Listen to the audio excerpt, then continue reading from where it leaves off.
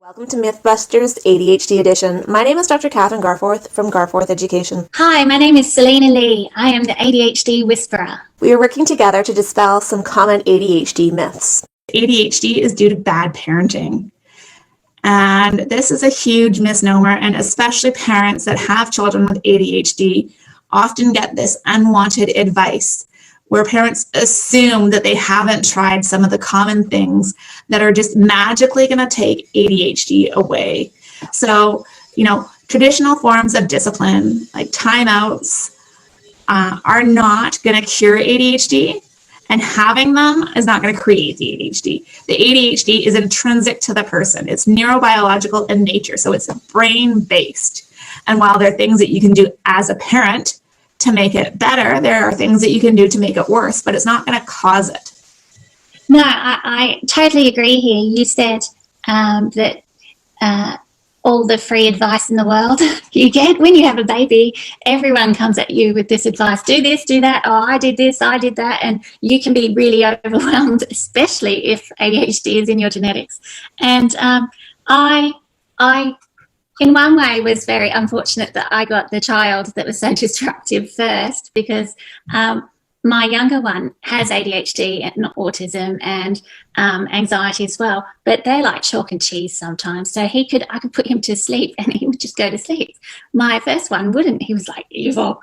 And so I tried everything, read all the books. When we got the diagnosis, I actually felt better. I was like, oh, it's not me. And I find a lot of parents feel that way.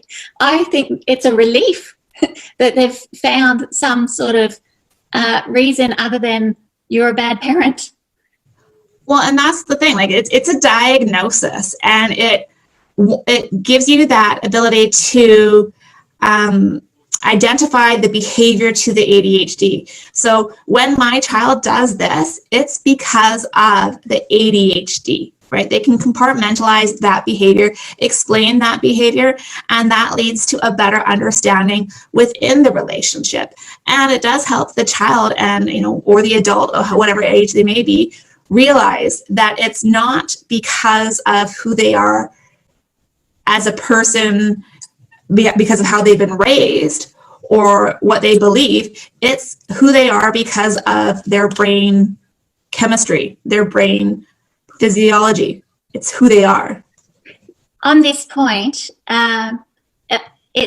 it says their traditional discipline does not cure nor create ADHD. With the parenting, we do have certain expectations of parents. We have what you should do and what you shouldn't do, and it all falls within the neurotypical realm of what you should and shouldn't do. So sometimes you do feel that you're trying to keep it that way in the neurotypical realm. You're not actually dealing with your reality. You're dealing with what you wanted it to be, what you think it should have been, what it could be if you tried hard enough. But sometimes it actually does take a shift in thinking from the parent to make some calm at home. Because, they say, don't ask a one-legged person to run a two-legged race. Sometimes parents' expectations of their ADHD child aren't realistic. And that's exactly, especially where the conversation of executive functioning comes in, right? So executive functioning are brain-based procedures and the ability for your brain to act as the CEO and help you prioritize and do these things. Now, individuals with ADHD and other neurodiversities have a leg in the development of executive functions. Executive functions are natural processes that your body is pre-wired to develop in the right circumstances, and they don't start developing until around age 5 in a neurotypical individual. Now, someone who is neurodiverse, there's a delay in this development between 3 and 5 years, sometimes longer. And these are executive functions develop into your 20s, regardless of whether you're neurodiverse or neurotypical. So they have a long time to develop. And I think it can be really difficult for a parent that has has a child with a neurodiversity, because your child's this old, they should be able to do this by now. But if they don't have the prerequisite executive functions, and those have a delay in development, things like picking out your child's clothes in the morning, that's something that you may still have to do because they don't have the ability to do that yet. And you're not able to relinquish control. And that same comes with, the personal care responsibilities and chores. Definitely. I find this a very challenging one. And I think it does take a long time to get your head around it. And when you do, things do become more calm at home, and there is more of good rapport between you and your children.